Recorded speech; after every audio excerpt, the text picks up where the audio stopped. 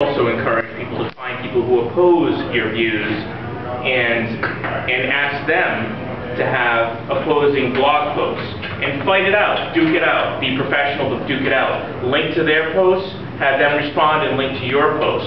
Their people, in order to understand the context of what they're writing, will click the link to go to your page, that'll be a hit to your page, they'll read it, and then they'll go back in that, and then back and forth. So linking to other conservative thought websites is good, but if you can find an opponent who really hates you and wants to bury you and is willing to duke it out with you, those links are just as good, and you'll be able to drive their visitors to your site, yours to theirs, and we're fortunate to be right. So in that discussion, you'll win and you'll accrue the SEO. And it's very much important to mention, and this is one of the reasons why I have my Bob Beckel chair on the radio show. We have our the Magnificent Panel in the second half of the show, and I bring on at least one liberal.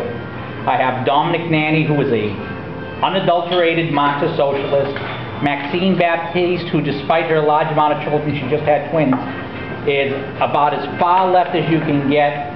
Mike Hummel is actually a union activist who's operating in Kansas going after Brownback, and our newest liberal is out of New Orleans and Arkansas, and Alabama, I should say. He's actually a bonsai enthusiast.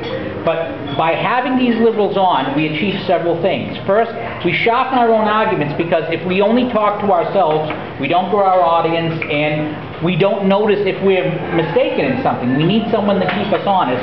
Second of all, we don't persuade anybody unless we get the liberals to listen. By having these people on, they promote the show, their listeners promote the show, and I mean, I don't know about you, but we can't help but be exposed to the mainstream media.